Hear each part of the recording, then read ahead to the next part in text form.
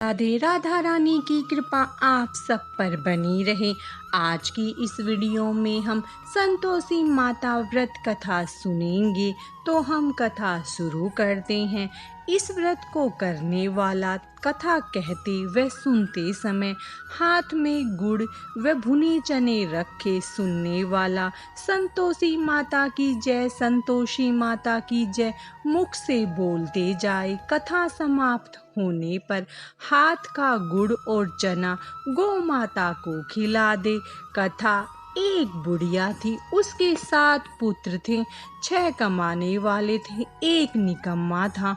बुढ़िया माँ 6 पुत्रों की रसोई बनाती, भोजन कराती और पीछे से जो कुछ बचता वो 7वें को दे देती थी। परंतु वह बड़ा भोला भाला था, मन में कुछ विचार न करता था। एक दिन अपनी बहू से बोला, देखो मेरी माता का मुझ पर कितना प्यार है। वह बोली, क्यों नहीं, सबका झूठा बचा हुआ तुमको खिलाती है। वह बोला, भला ऐसा भी कहीं हो सकता है? जब तक आंखों से न देख लूं तब तक नहीं मानूंगा। बहू ने हंसकर कहा, तुम देख लोगे तब तो मानोगे। कुछ दिन बाद बड़ा त्योहार आया। घर में 7 प्रकार के भोजन और चूरमे के लड्डू बने। वह जांचने को सिर दर्द का बहाना कर पतला कपड़ा सिर पर ओढ़कर रसोई घर में सो गया और कपड़े से सब देखता रहा। 6 भाई भोजन करने आए। उसने देखा माँ ने उनके लिए सुंदर सुंदर आसन बिछाए हैं, 7 प्रकार की रसोई परोसी है। वह आग्रह करके जिमाती है। वह देखता रहा। 6 भाई भोजन करके उठे, तब माता ने उनकी झूठी थालियों में से लड्डू के टुकड़ों को उठाया और एक लड्डू बनाया।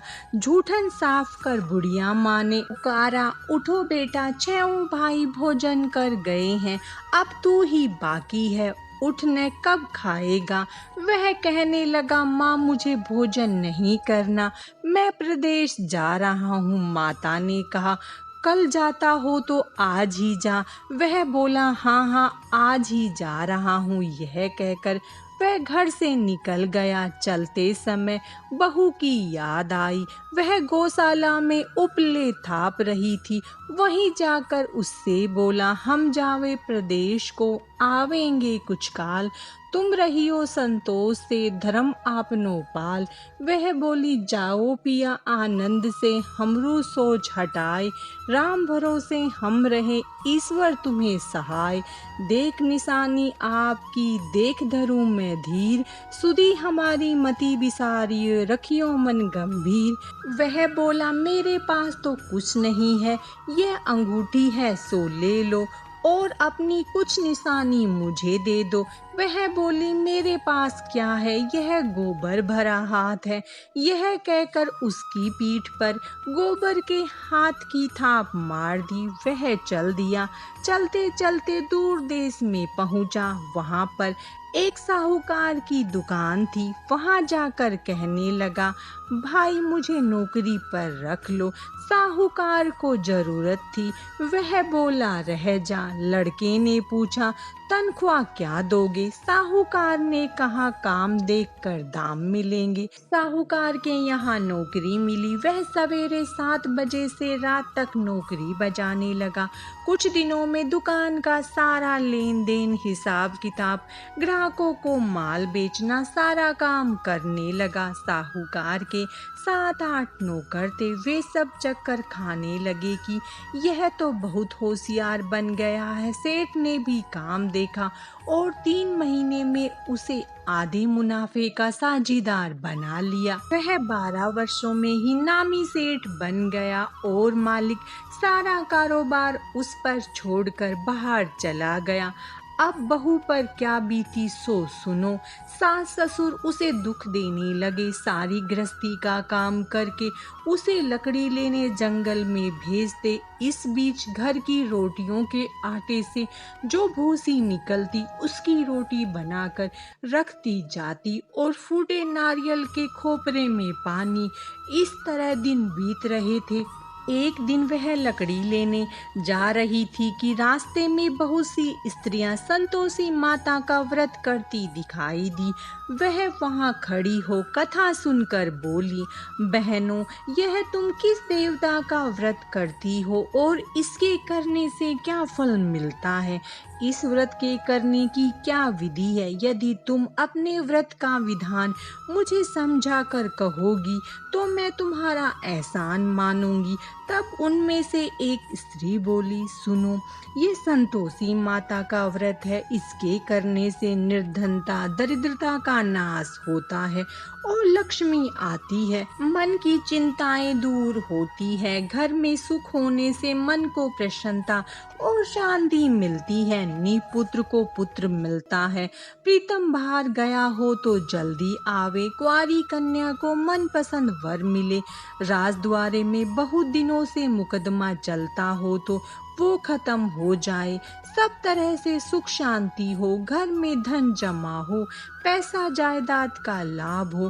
रोग दूर हो जावे तथा और जो कुछ मन में कामना हो वे सब इस संतोषी माता की कृपा से पूरी हो जाती हैं। इसमें संदेह नहीं है।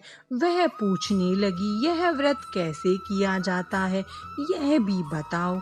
वह भी बड़ी कृपा होगी। स्त्री कहने लगी, 1.25 रुपए का गुड़ चना लेना, इच्छा हो तो 5.25 रुपए का लेना या 11.25 रुपए का भी सहूलियत के अनुसार लेना। बिना परेशानी, श्रद्धा और प्रेम से जितना बन सके सवाया लेना है। 1.25 रुपए से 5.25 रुपए तथा इससे भी ज्यादा शक्ति और भक्ति के अनुसार ले। हर शुक्रवार को निराहार रहे। कथा कहना सुनना, इसके बीच कर्म नहीं टूटे। लगातार नियम पालन करना। सुनने वाला कोई न मिले तो घी का दीपक जला उसके आगे। जल के पात्र को रख कथा कहना, परंतु नियम नहीं टूटना चाहिए जब तक कार्य सिद्ध न हो। नियम का पालन करना और कार्य सिद्ध हो जाने पर ही व्रत का उद्यापन करना। 3 मास में माता फल पूरा करती है। यदि किसी के घर खोटे हो तो भी माता 1 वर्ष में अवश्य कार्य सिद्ध कर देती है। कार्य सिद्धि होने पर ही उद्यापन करना चाहिए, बीच में नहीं। उद्यापन में 2.5 सेर आटे का खाजा तथा इसी परिमाण में खीर, चने का साग करना। 8 लड़कों को भोजन कराना, जहाँ तक मिले। देवर जेठ भाई बंधु कुटुंब के लड़के लेना। न मिले तो रिश्तेदारों और पड़ोसियों के लड़के बुलाना, उन्हें भोजन कराना। यथाशक्ति दक्षिणा दे माता का नियम पूरा करना। उस दिन घर में कोई भी खटाई न खावे। यह सुनकर बुढ़िया के लड़के की बहू चल दी। रास्ते में लकड़ी के बोझ को बेच दिया और उन पैसों से गुड़ चना ले माता के व्रत की तैयारी कर आगे चली और सामने मंदिर देख पूछने लगी, यह मंदिर किसका है? सब कहने लगे, संतोषी माता का मंदिर है। यह सुन माता के मंदिर में जा माता के चरणों में लौटने लगी। दीन होकर विनती करने लगी, माँ, मैं निपट मूर्ख हूँ, व्रत के नियम कुछ नहीं जानती। मैं बहुत दुखी हूँ। हे माता जगजननी, मेरा दुख दूर कर, मैं तेरी शरण में हूँ। माता को दया आई। एक शुक्रवार बीता कि दूसरे शुक्रवार को ही उसके पति का पत्र आया और तीसरे को भेजा हुआ पैसा भी आ पहुंचा। यह देख जेठानी मुंह सिकोड़ने लगी, इतने दिनों में पैसा आया, इसमें क्या बड़ाई है? लड़के ताने देने लगे। काकी के पास अब पत्र आने लगे, रुपया आने लगा। अब तो काकी की खातिर बढ़ेगी। अब तो काकी बुलाने से भी नहीं बोलेगी। बेचारी सरलता से कहती, भैया पत्र आवे, रुपया आवे तो हम सब के लिए अच्छा है। ऐसा कहकर आंखों में आंसू भरकर संतोषी माता के मंदिर में आ मातेश्वरी के चरणों में गिरकर रोने लगी। माँ, मैंने तुमसे पैसा नहीं मांगा, मुझे पैसे से क्या काम है? मुझे तो अपने सुहाग से काम है। मैं तो अपने स्वामी के दर्शन और सेवा मांगती हूँ। तब माता ने प्रसन्न होकर कहा, जा बेटी, तेरा स्वामी आएगा। यह सुन खुशी से बावली होकर घर में जा काम करने लगी। अब संतोषी माँ विचार करने लगी, इस भोली पुत्री को मैंने कह तो दिया तेरा पति आवेगा, वह आवेगा कहाँ से? वह तो सपने में भी इसे याद नहीं करता, उसे याद दिलाने मुझे जाना पड़ेगा। इस तरह माता बुढ़िया के बेटे के पास जा सपने में प्रकट हो कहने लगी, साहूकार के बेटे सोता है या जागता है? वह बोला, माता सोता भी नहीं हूँ, जागता भी नहीं हूँ, बीच में ही हूँ, कहो क्या आज्ञा है? माँ कहने लगी, तेरा घर बार कुछ है या नहीं? वह बोला, मेरा सब कुछ है माता, माँ बाप भाई बहन बहू, क्या कमी है? माँ बोली, भोले पुत्र, तेरी स्त्री घोर कष्ट उठा रही है, तेरे माँ बाप उसे दुख दे रहे हैं, वह तेरे लिए तरस रही है, तो उसकी सुधि ले। वह बोला, हाँ माता, यह तो मुझे मालूम है, परंतु मैं जाऊं तो जाऊं कैसे? प्रदेश की बात है, लेन देन का कोई हिसाब नहीं, कोई जाने का रास्ता नजर नहीं आता, कैसे चला जाऊं? माँ कहने लगी, मेरी बात मान, सवेरे नहा धोकर संतोषी माता का नाम ले, घी का दीपक जला, दंडवत कर दुकान पर जा बैठना। देखते ही देखते तेरा लेन देन सब चूक जाएगा, जमा माल बिक जाएगा, सांझ होते होते धन का ढेर लग जाएगा। सवेरे बहुत जल्दी उठ उसने लोगों से अपने सपने की बात कही तो वे सब उसकी बात अनसुनी कर दिल लगी उड़ाने लगे। कहीं सपने भी सच होते हैं। एक बूढ़ा बोला, देख भाई, मेरी बात मान, इस प्रकार साथ झूठ करने के बदले देवता ने जैसा कहा है वैसा करने में तेरा क्या जाता है? वह बूढ़े की बात मान, स्नान कर, संतोषी माता को दंडवत कर, घी का दीपक जला, दुकान पर जा बैठा। थोड़ी देर में वह क्या देखता है कि देने वाले रुपया लाए, लेने वाले हिसाब लेने लगे, कोठे से भरे सामान खरीद कर नगद दाम में सौदा करने लगे। शाम तक धन का ढेर लग गया। माता का चमत्कार देख प्रसन्न हो मन में माता का नाम ले घर ले जाने के वास्ते गहना कपड़ा खरीदने लगा और वहाँ के काम से निपटकर घर को रवाना हुआ। वहाँ बहू बेचारी जंगल में लकड़ी लेने जाती, लौटते वक्त माँ के मंदिर पर विश्राम करती थी। वह तो उसका रोजाना रुकने का स्थान था। दूर से धूल उड़ती देख वह माता से पूछती है, हे माता, यह धूल कैसी उड़ रही है? माँ कहती है, हे पुत्री, तेरा पति आ रहा है, अब तू ऐसा कर, लकड़ियों के 3 बोझ बना ले, एक नदी के किनारे रख, दूसरा मेरे मंदिर पर और तीसरा अपने सिर पर रख। तेरे पति को लकड़ी का गट्ठर देखकर मोह पैदा होगा, वह वहाँ रुकेगा, नाश्ता पानी बना खाकर माँ से मिलने जाएगा। तब तू लकड़ियों का बोझ उठाकर घर जाना और बीच चौक में गट्ठा डालकर 3 आवाजें जोर से लगाना, लो सासू जी लकड़ियों का गट्ठा लो, भूसी की रोटी दो, नारियल के खोपरे में पानी दो, आज कौन मेहमान आया है? माँ की बात सुन वह बहुत अच्छा माता कहकर प्रसन्न हो लकड़ियों के 3 गट्ठे ले आई। एक नदी के तट पर, एक माता के मंदिर पर रखा। इतने में ही एक मुसाफिर आ पहुंचा। सूखी लकड़ी देख उसकी इच्छा हुई कि अब यहीं विश्राम करे और भोजन बना खाकर गांव जाए। इस प्रकार भोजन बना विश्राम कर वह गांव को गया। सबसे प्रेम से मिला। उसी समय बहू सिर पर लकड़ी का गट्ठा लिए आती है। लकड़ी का भारी बोझ आंगन में डाल जोर से 3 आवाज देती है, लो सासू जी लकड़ी का गट्ठा लो, भूसी की रोटी दो, नारियल के खोपरे में पानी दो, आज कौन मेहमान आया है। यह सुनकर सास बहारा अपने दिए हुए कष्टों को भुलाते हुए कहती है, बहू ऐसा क्यों कहती है, तेरा मालिक ही तो आया है। आ बैठ, मीठा भात खा, भोजन कर, कपड़े गहने पहन। इतने में आवाज सुनकर उसका स्वामी बाहर आता है और अंगूठी देख व्याकुल हो माँ से पूछता है, माँ यह कौन है। माँ कहती है, बेट यह तेरी बहू है, आज 12 वर्ष हो गए। तू जब से गया है तब से सारे गांव में जानवर की तरह भटकती फिरती है, काम काज घर का कुछ करती नहीं, 4 समय आकर खा जाती है। अब तुझे देखकर भूसी की रोटी और नारियल के खोपरे में पानी मांगती है।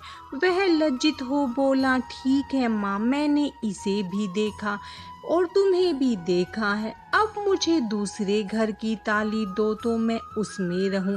तब माँ बोली, ठीक है बेटा, जैसी तेरी मर्जी, कहकर ताली का गुच्छा पटक दिया। उसने ताली ले दूसरे कमरे में जो तीसरी मंजिल के ऊपर था खोलकर सारा सामान जमाया। एक दिन में ही वहां राजा के महल जैसा ठाठ बाट बन गया। अब क्या था, वे दोनों सुखपूर्वक रहने लगे। इतने में अगला शुक्रवार आया। बहू ने अपने पति से कहा कि मुझे माता का उद्यापन करना है। पति बोला, बहुत अच्छा, खुशी से करो। वह तुरंत ही उद्यापन की तैयारी करने लगी।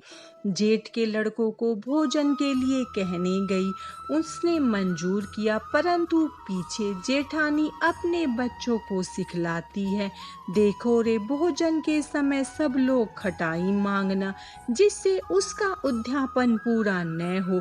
लड़के जीमने आए, खीर पेट भर कर खाई, परंतु याद आते ही कहने लगे, हमें कुछ खटाई दो, खीर खाना हमें नहीं भाता, देखकर अरुचि होती है। बहू कहने लगी, खटाई किसी को नहीं दी जाएगी, वह तो संतोषी माता का प्रसाद है।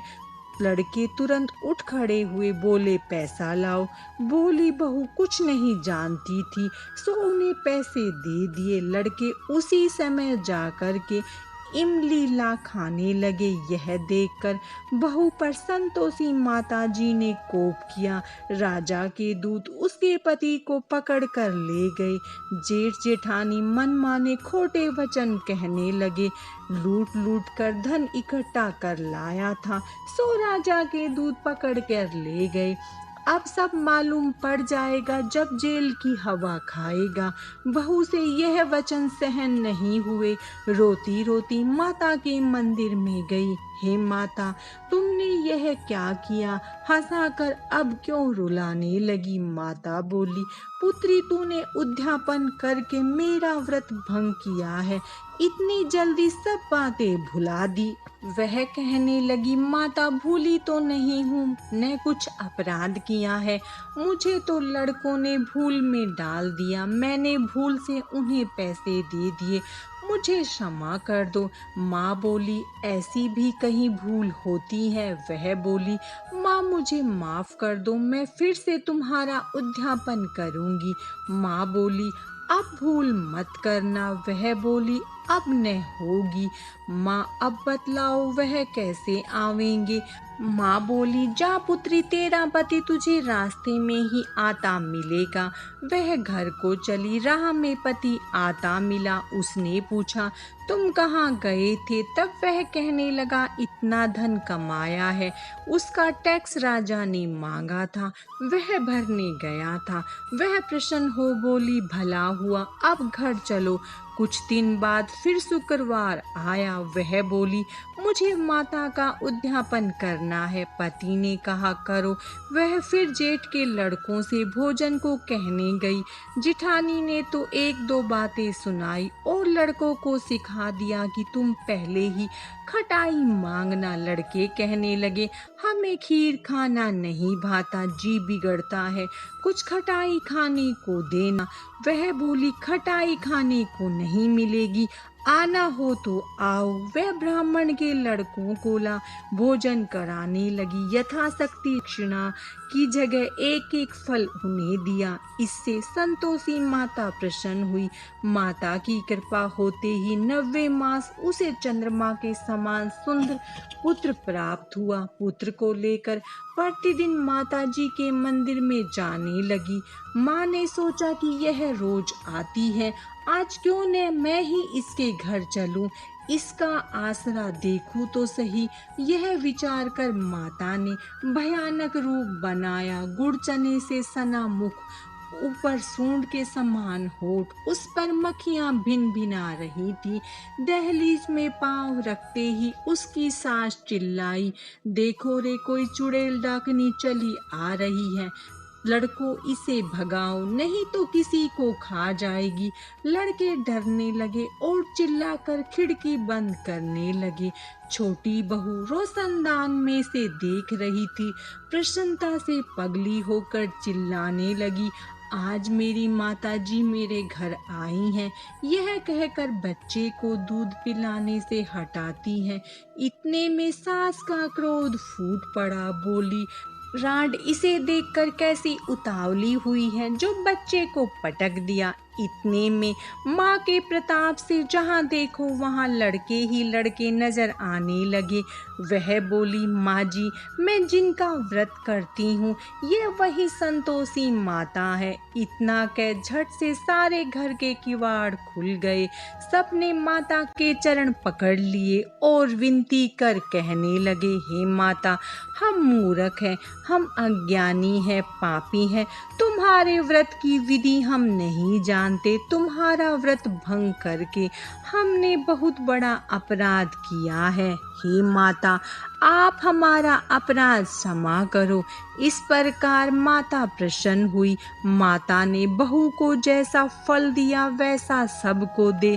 जो पढ़े उसके मनोरथ पूर्ण हो। बोलो संतोषी माता की जय। संतोषी माता व्रत कथा समाप्तम। आप सब पर संतोषी माता की कृपा दृष्टि बनी रहे, आपके सारे मनोरथ पूर्ण हो। बोलो राधे राधे।